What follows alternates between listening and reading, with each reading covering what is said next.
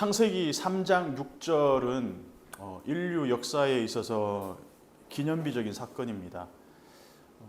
물론 인류 역사에 있어서 기념비적인 사건이라는 것은 성경을 알고 그리고 계시를 깨달을 수 있는 사람들만이 그렇게 이해를 하는 것이죠. 그래서 창세기 3장 6절에서 본격적으로 사람이 하나님으로부터 떨어져 나갔습니다.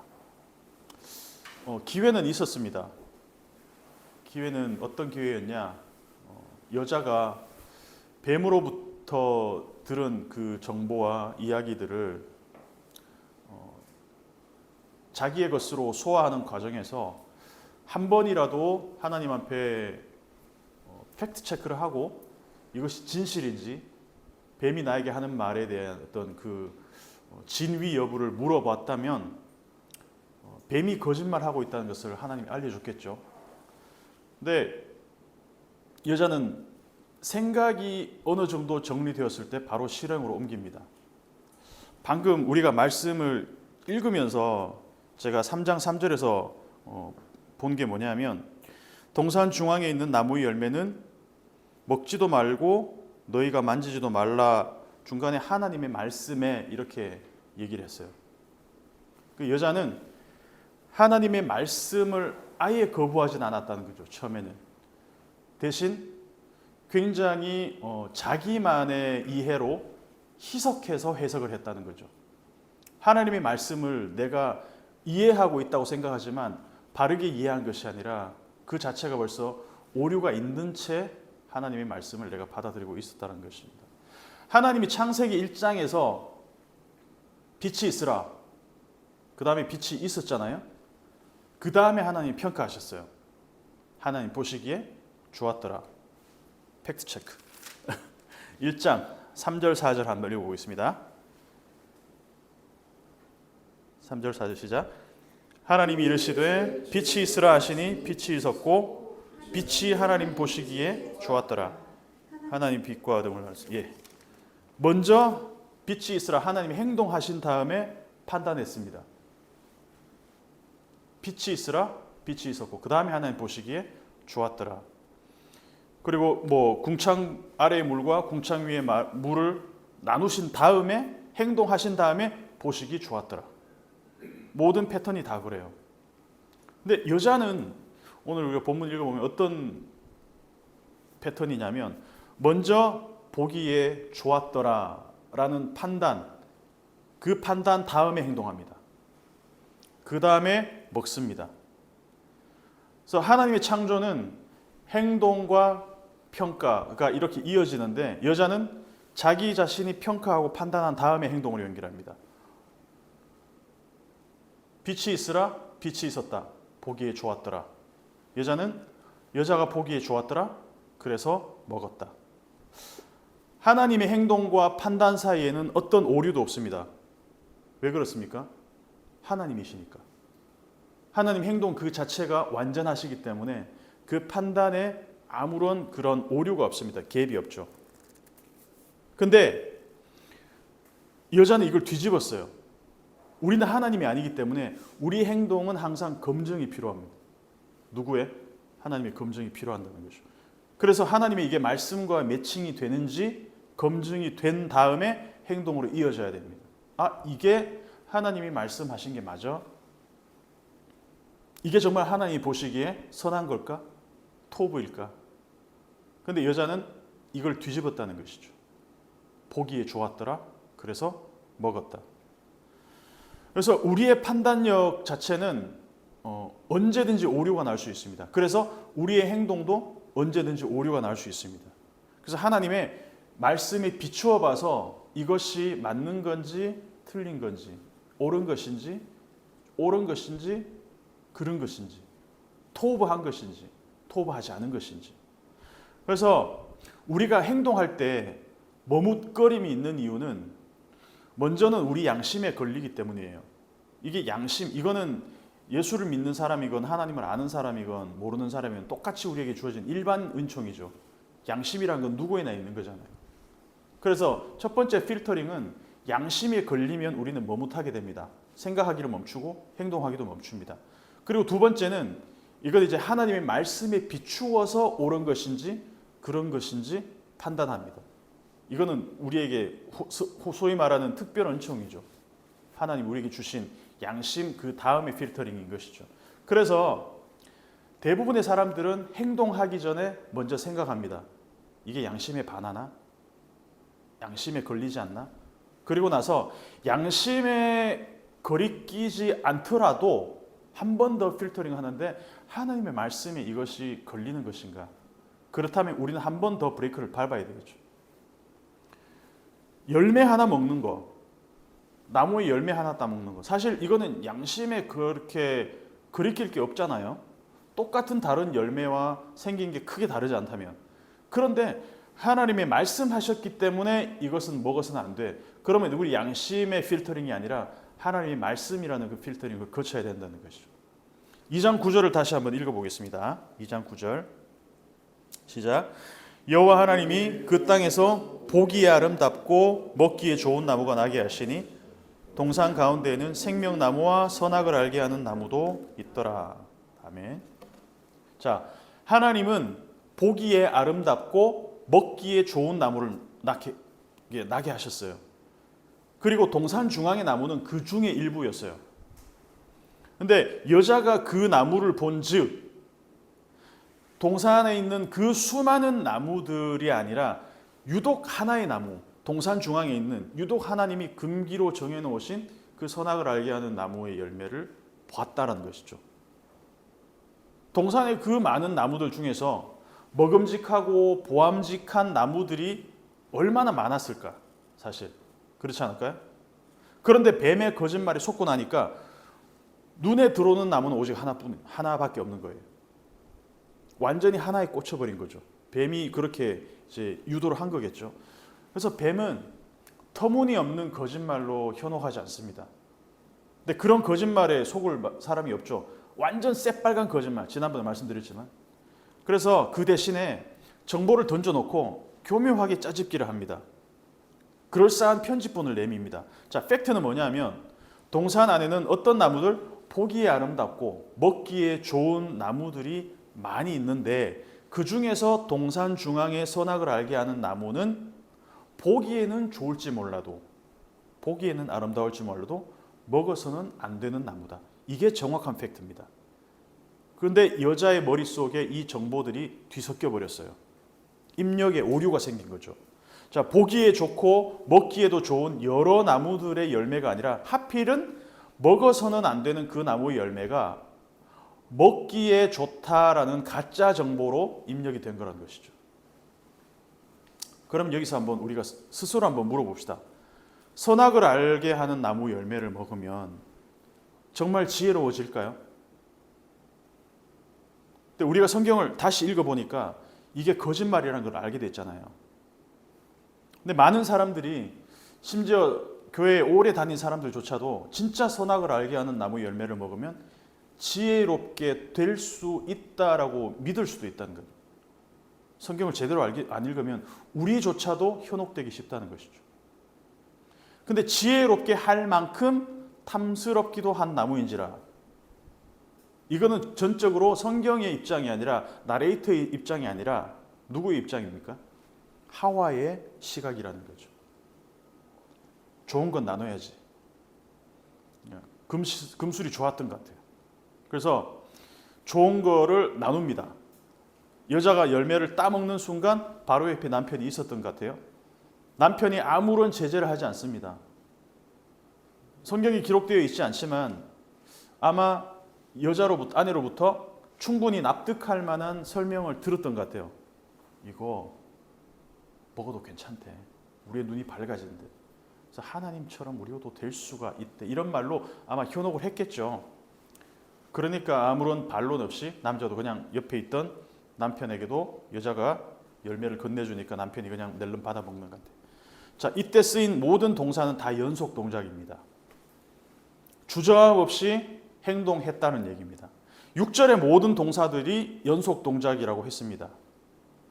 보았다, 먹었다, 남편에게 주었다, 남편도 먹었다. 이게 그냥 바바바 어떤 중간에 그냥 어떤 버퍼링 없이 그냥 계속 이어졌다는 것이죠. 7절도 마찬가지입니다. 다 연속 동작입니다. 먹자마자 그들의 눈이 밝아졌다. 정말 눈이 밝아졌네.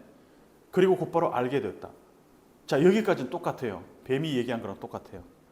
그런데 알게 된 사실이 뭐냐면 벗었다는 사실을 알게 됐다는 거예요. 그리고 나서 곧바로 뭘 만들었냐? 나뭇잎으로 치마를 만들었다. 보기에 좋았더라는 생각이 행동으로 연결되는 것도 순식간이었고, 먹은 후에 내가 벌거벗었다는 것을 인식하는 것도 순식간입니다. 그리고 벌거벗었다는 사실을 알고 수치심을 느끼자마자 본능적으로 뭔가를 만듭니다. 가려야 돼. 나를 가려야 돼. 그것도 순식간입니다. 3장 7절 읽어보겠습니다. 시작. 이에 그들의 눈이 밝아져 자기들이 벗은 줄을 알고 무화과 잎을 엮어 치마로 삼았더라. 자, 치마를 만들었더라. 여기 쓰인 단어가 아싸라는 단어입니다. 아싸, 치마를 만들었어. 그런데 앞에서 나오는 아싸의 주체는 누굴까요? 만들었다, 만들었다, 만들었다. 전부 하나님입니다. 그런데 처음으로 사람이 주어가 되는 순간입니다. 3장 7절이. 하나님이 만드신 모든 것은 보기에 좋았더라. 그러고 나서 3장 7절에서 주어가 처음으로 하나님에서 인간으로 바뀝니다. 이 불완전한 창조, 내 손으로 무언가를 만들었는데 이것이 무언가를 가리기 위한, 자기 자신을 가리기 위한 것으로 사람이 처음 하나님의 창조를 흉내냈다는 것이죠. 자, 뱀의 말을 보면 반은 맞고 반은 틀립니다. 5절에서는 너희의 눈이 밝아져 그 결과 어떻게 된다고요? 하나님과 같이 되어 선악을 알게 된다 이렇게 얘기했는데 7절을 보니까 눈은 밝아졌어요. 요거는 팩트예요. 근데 그 결과가 전혀 딴판이었다는 거죠. 처참합니다. 이전에 몰랐던 그 수치심이 생긴 겁니다. 선악을 알게 된 것이 아니라 벗은 줄을 알게 됐다. 눈은 밝아졌는데 알게 된 건 선악이 아니라 내가 벌거벗었다는 사실입니다. 원래는 벌거벗음이 전혀 문제되지 않았었어요. 2장 25절 다시 한번 읽어보겠습니다. 2장 25절 시작. 아담과 그의 아내 두 사람이 벌거벗었으나 부끄러워하지 아니하니라. 아롬, 벌거벗었으나 부끄러워하지 않는다. 3장 7절에 자기들이 벗은 줄, 에롬, 벗은 줄 알고 치마를 만들었다. 그 가운데 3장 1절에서 6절의 사건이 있었습니다.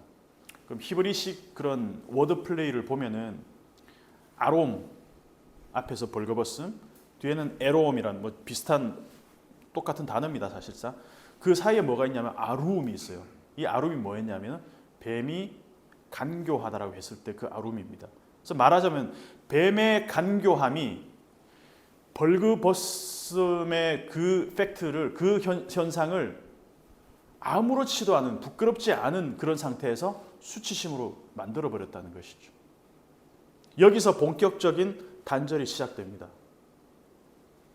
남편과 아내가 벌거벗었으나 부끄럽지 않았다는 것은 두 사람의 인격적으로는 두 사람의 인격이었지만 본질적으로는 모든 것을 공유하고 있었다는 상태였던 것을 우리에게 보여주고 있습니다. 단순히 그냥 어떤 그 몸이 그냥 나체로 드러났다, 이걸 부끄러워했다는 의미가 아니죠. 하나님의 형상으로 지원받았다는 게 어떤 의미냐? 하나님의 형상으로 지원받았다. 뭐 여러 가지 의미가 있겠지만 하나님의 인격, 뭐 하나님의 속성 여러 가지 있을 수 있겠지만 하나님은 어떤 분이십니까? 아버지와 아들과 성령 하나님.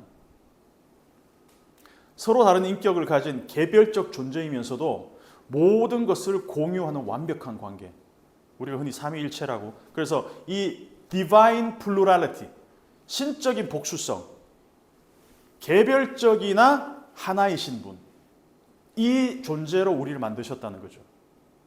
우리 다 개별적인 존재들이잖아요. 그러나 원래는 우리가 본질적으로 하나였다라는 것. 그래서 남편과 아내는 원래 모든 것을 공유하도록 만들어졌습니다. 모든 것을. 뭐 몸의 벗음뿐만 아니라 내면의 은밀한 것들 다 공유하도록 그런 관계로 만들어졌는데 이것은 원래 신적인 속성을 우리가 하나님 형상으로 받았기 때문인 거죠. 아버지와 아들과 성령 하나님. 그런데 뱀은 이 관계부터 단절시켜야 됐습니다. 가장 가까운 관계부터 단절시켜야 됐다는 것이죠. 서로를 부끄러워하는 관계로. 내가 벌거벗음이 부끄러움이 되면 서로가 서로를 있는 그대로 보는 게 부담스럽습니다. 부부 사이에서도 가려야 됩니다. 갓 태어난 아이는 태어나자마자 옷 찾지 않잖아요. 엄마 배 밖으로 나오자마자 옷 좀 이러면서 막 이렇게 막 찾지 않잖아요. 그 원초적 어떤 형상이 남아 있어서 태어나자마자 옷을 찾는 신생아는 없습니다. 그래서 어린 아이를 보면 왜 저렇게 부끄러움도 모르지 이런 감정이 생기는 것이 아니라 우리는 숭고한 인간을 보게 됩니다. 맞아, 원래 저랬었지. 가장 인간적인 존재에서 가장 숭고한 모습을 보게 됩니다. 태초적 존재 그 벌거벗음에 대해서 아무런 부끄러움도 느끼지 않는 모습. 아이고 남사시러워라 이러지 않고 그래 우리에는 그 하나님 형상이 남아 있었지. 조금씩 크고 자아가 생기면서 내 공간을 만들기 시작하고 그 공간을 자꾸 가립니다. 수치심 생기죠. 그래서 자기만의 공간, 자기만의 세계를 만들고 그 안에 들어가려고 한다는 것이죠. 내가 부끄러운 존재, 벌거벗은 그 자체로는 내가 수치스러운 존재라는 것을 인식하는 순간부터 계속해서 가려야 됩니다. 어떻게든 가려야 되니까 일단 눈에 보이는 것부터 갖고 와서 만들기 시작합니다. 치마를 만듭니다. 근데 우리가 처음에 아담이 아내를 얻고 난 다음에 했던 말을 한번 상기해 볼 필요가 있습니다. 굉장히 시적인 표현을 구사했어요. 뭐라 그랬습니까? 이는 내 뼈 중에 뼈, 살 중에 살. 뼈가 2번 반복되고 살이 2번 반복됐어요. 에쳔 중에 에쳔이고 바사르 중에 바사르다. 이 말은 뭐냐면 원래 저 사람과 나는 하나의 뼈야. 하나의 살이다. 이 표현이잖아요. 우리가 뼈 있는 치킨을 시키든 순살 치킨을 시키든 간에 네 거, 내 거는 정확하게 구분해야 되잖아요. 우리는 그런 단절의 시대에 살고 있잖아요. 근데 원래는 그러지 않았다. 순살 치킨을 먹어도 네 뼈가 네 뼈, 내 뼈가 내 뼈. 하여튼 네 뼈, 내 뼈 구분 없이 내 살, 네 살 구분 없이 다 하나다. 원고이 없는 거 하려니까 막 말이 꼬이는데 어쨌든 피아의 구분. 나와 너의 구분이 큰 의미가 없었다라는 것이죠. 원래는. 분명 두 사람인데 나누어졌음에도 불구하고 나누어지지 않은. 그러니까 원래 한 몸이었다는 것을 알 수 있다는 것이죠. 그런데 단절이 생겼어요. 여기서. 남편과 아내가 각자의 옷을 만들어서 입고 그리고 이 단절이 어떻게 연결되냐. 하나님과의 단절로 이어졌다는 것이죠. 나와 너로 단절되고 우리가 나와 너로 단절되고 그리고 하나님으로부터 스스로를 단절시켰어요. 하나님이 끊어내신 것이 아니라 사람이 스스로 숨어버렸다는 거죠. 8절 한번 읽어보겠습니다. 시작. 8절 시작. 그들이 그날 바람이 불 때 동산에 거니시는 여호와 하나님의 소리를 듣고 아담과 그의 아내가 여호와 하나님의 낯을 피하여 동산 나무 사이에 숨은지라. 자, 그날 바람이 불 때 이 바람을 루아흐입니다. 이제 성령이란 뜻도 되고 바람이란 뜻도 됩니다. 동산에 거니시는 하나님의 여호와 하나님의 소리를 듣고 자, 이때 거닐다라는 말이 할라크, 걷다라는 말입니다. 분사로 쓰였어요. 분사로 쓰였다는 뭐냐면 지금 처음 걷기 시작한 것이 아니라 이전에도 걷고 있었다는 거죠. 그래서 동산을 만드시고 하나님은 그 에덴을 걸어 다니셨다는 거예요. 이전에도 하나님이 지속적으로 걸어 다니셨어요. 근데 그때는 아담과 하와가 숨지 않았어요. 어떻겠습니까? 처음에 하나님이 걸어 다니실 때는 아담과 하와가 하나님과 함께 걸어 다니고 함께 교제하고 함께 기쁨을 누렸을 것 같아요. 그죠? 그래서 이 공간은 이 에덴이라는 공간은 자 너희들 살아봐라. 그리고 하나님은 너희 공간이니까 난 빠질게가 아니라 하나님이 이 공간 안에 이 공간을 만드신 분이 함께 사람들과 교제하던 그 공간이었다는 것. 그래서 하나님과 걸어 다니면서 아담과 하와가 그 안에서 모든 것을 함께 누리며 함께 나누던 그 공간이었는데, 이 공간이 어떤 공간이 됐는데 두려움의 공간이 됐다는 거죠. 예전에 제가 중학교 다닐 때 시험 보고 나서 성적표 나오는 날이면 집에 가기가 참 싫었습니다. 그죠? 꼭 도장을 받아오라고. 요즘도 그런지 모르겠는데, 내가 항상 전교 1등을 했으면 집에 가는 게 즐거웠겠죠. 근데 좀 이쪽에 있으니까 항상 도장 받아와야 되는 날은 집에 가는 게 그렇게 무서웠어. 별 공감이 안 되시는 것 같은데 저는 그랬어요. 아빠하고 나의 관계가 문제가 있었던 거 아니에요. 거기에 시험이 딱 들어가니까 시험이 엉망으로 10번 보면 한 7번은 엉망으로 봤기 때문에 평소에 그렇게 관계가 좋았지만 그냥 그 시험 하나 때문에 집이라는 공간이 두려움의 공간이 된 거예요. 가장 편안하게 생각해야 될, 가장 편안해야 될 이 스위트 홈이 두려움의 공간이 되어버리는 것이죠. 집에 가고 싶지 않아. 그래서 막 도장 날조해서 찍고 말 하다가 맞기도 하고 하여튼 그랬었는데, 이 에덴은 원래 하나님과 사람이 더불어 사는 공간으로 만들어졌어요. 공포의 공간이 아니었어요. 완벽한 최고의 공간이었습니다. 그런데 뱀의 등장으로 이 아름다운 관계, 이 아름다운 공간이 두려움의 공간, 그 하나님의 음성, 하나님이 걸어다니심이 두려움의 등장이 되었다는 것이죠. 그래서 하나님의 얼굴이 전혀 두렵지 않았었는데 이제 여호와의 낯을 피하여 숨어버렸다는 거예요. 여기서 숨었다라는 것은 재규형, 그러니까 스스로 적극적으로 숨었다는 겁니다. 이 말은 뭐냐면 하나님이 뱀한테 속은 걸 질책하신 것도 아니고, 아니 너 그렇게 내가 조심하라 그랬는데 뱀한테 속아가지고 하나님이 질책을 하신 것도 아니고, 선악과 먹었지 일로 와봐 죽었어 이러면서 호통을 치신 것도 아니에요. 그냥 걸음소리만 들었는데도 숨어버렸어요. 우리가 구약을 보면, 구약에서 하나님의 얼굴을 보면 어떻게 된다고 보통 얘기합니까? 살아남을 수 없다, 죽는다, 이제 기정사실처럼 받아들이잖아요. 근데 원래는 하나님의 낯을 봐도 전혀 피하기는커녕 함께 교제하고 즐겁게 하나님과 이렇게 웃고 즐기던 그런 때가 있었다라는 얘기를, 이 얘기를 처음 들었을 때 모세오경에 이 얘기를 딱 들었을 첫 원독자들이 얼마나 충격을 받았겠습니까?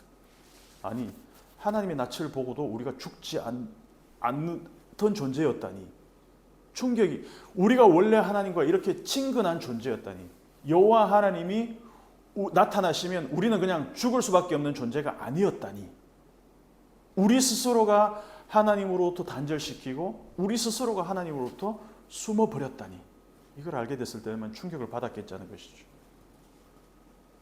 스스로 만들고 스스로 자기 옷을 만들고 스스로 숨어버리고 이제는 하나님과 더불어 살아가는 것에서 모든 것을 스스로 해야 되는 생존의 존재가 되어버렸다는 겁니다. 그래서 이 단절된 결과들을 보니까 남편과 아내가 서로를 부끄러워합니다. 그리고 서로에게서 옷을 만들어서 자기를 스스로 가립니다. 두 사람밖에 없는데. 그리고 하나님으로부터도 숨어버렸습니다. 하나님으로부터도 나를 가립니다. 부부간에도 숨기 바쁘고 하나님에게서도 숨기 바쁩니다. 근데 생각해 봅시다. 어디에 숨었다고 나옵니까? 어디 사이에 숨었다고 나옵니까? 동산 나무 사이에 숨으면 하나님한테 안 들킬까요? 사람으로부터는 완벽하게 숨을 수 있습니다. 철저하게 나를 가릴 수 있습니다. 내가 어떤 사람인지, 내가 원래 어떤 존재인지, 괜찮은 옷 입고 괜찮은 차 타고 조금 괜찮은 말 하면서 괜찮은 행동들을 하면 사람에게서는 가릴 수 있어요. 근데 하나님으로부터는 가리지 못합니다. 동산나무 사이에 숨는다. 그래서 누구도 하나님으로부터 숨을 수 없다. 사람에게서 숨을 수는 있어도 하나님으로부터 숨을 수 있는 사람은 아무도 없다. 사람들이 살아온 역사, 인간의 역사를 보면 잘 숨기느냐 들키느냐 두 가지에 따라서 결과는 전혀 달라집니다. 범죄란 무엇인가? 우리가 범죄라고 정의하는 것은 안 들키면 범죄가 아닌 거예요. 안 들키면 죄가 아닌 거예요. 아무 증거도 없이 완벽하게 저지른 죄는 법의 처벌을 피해갈 수 있습니다. 그죠? 조작하고 횡령하고 은닉하고 사기치고 바람피고 절도하고 심지어 사람을 죽여도 증거 없으면 무죄로 풀려납니다. 그게 최소한 이 땅의 법입니다. 횡령을 해도 안 들키면 처벌받지 않고 살인을 하고 절도를 해도 부정한 짓을 저질러도 안 들키면 나 괜찮은 사람인 척 할 수 있습니다. 얼마든지 가릴 수 있습니다. 숨을 수 있습니다. 심지어 교회에서도 괜찮은 사람으로 보일 수 있습니다. 나를 가릴 수 있는 옷은 굉장히 많습니다. 예배에 빠지지 않고 출석하고 아주 신실한 사람으로 보이고 그리고 손들고 찬양하고 소리내어 기도하고 울면서 기도하고 뭐 그러지 말란 얘기가 아니라 그것으로 얼마든지 나를 가릴 수 있다는 것이죠. 종교적인 옷으로 나를 괜찮게 포장할 수 있다는 것이죠. 봉사 열심히 하면 정말 좋은 성도로 사람들이 알아줍니다. 그러니까 직분의 옷으로 자기를 가릴 수도 있어요. 아, 저 사람 목사니까. 근데 하나님은 다르다는 것이죠. 우리가 몇 주 전에 봤듯이 사람에게 보이려고 그들 앞에서 너희 의를 행하지 않도록 주의하라. 사람에게 보이지 않도록. 구제든 금식이든 기도든 사람에게 보이려고 하지 말고 은밀하게 보시는 중에 하나님께 하라. 하나님 다 보고 계신다. 동시에 하나님에게서는 그 어느 누구도 숨을 수 없다. 그래서 하나님 앞에 설 수 있는 방법은 진실함 밖에 없습니다. 하나님 앞에 나올 수 있는 유일한 것은 진실함 밖에 없다는 것이죠. 그래서 범죄한 이후에 하나님으로부터 끊임없이 숨으려고 하는 것은 우리 인간의 기본값이 되어버렸습니다. 숨으려고 하든지 아니면 하나님이 없다라고 믿든지 아예 하나님을 소외시키든지. 그래서 이렇게 얘기하죠. 하나님이 어디 있어? 보이지 않는 존재를 어떻게 믿어? 그래서 우리는 어떻게든 사람에게만 잘 보이면 됩니다. 사람에게만 잘 숨기면 됩니다. 내 옷을 그럴싸하게 입고 나를 잘 가리면 됩니다. 누구나 괜찮은 사람이 될 수 있습니다. 그래서 여러분, 제가 이 말씀을 보면서 어제도 제 아내하고 얘기했는데 감사한 것은 그겁니다. 하나님 앞에 우리가 하나님이라고 부를 수 있는 존재라는 것과 얼마나 감사한 건지, 하나님이 계시다는 것을 의식하는 것 자체가 얼마나 감사한 것인지, 보이지도 않는 하나님을 우리의 주님, 우리의 그리스도, 우리의 하나님이라고 우리가 여기고 그 하나님을 의식하고 살아갈 수 있는 게 얼마나 감사한 일인지. 사람에게서는 가릴 수 있지만 하나님에게는 가릴 수도 없고 숨을 수도 없습니다. 그래서 오늘 말씀 제목처럼 우리가 아무리 숨겨도 아무리 숨어도 숨을 수 없다면, 숨길 수 없다면, 최소한 사람에게만은 그게 가능할지 몰라도 하나님에게서는 하나님을 소외시킬 수도 하나님으로부터 숨을 수도 없다면 그냥 우리 일상 가운데서 하나님이 거닐실 때, 하나님이 걸어오실 때 하나님으로부터 숨지 말고 하나님을 소외시키지도 말고 함께 하나님과 회복의 교제가 있는 우리 일상교회가 되었으면 좋겠습니다. 진실하게 하나님 앞에 나아가는 것밖에는 답이 없다는 것 함께 기억하면서 함께 기도하도록 하겠습니다.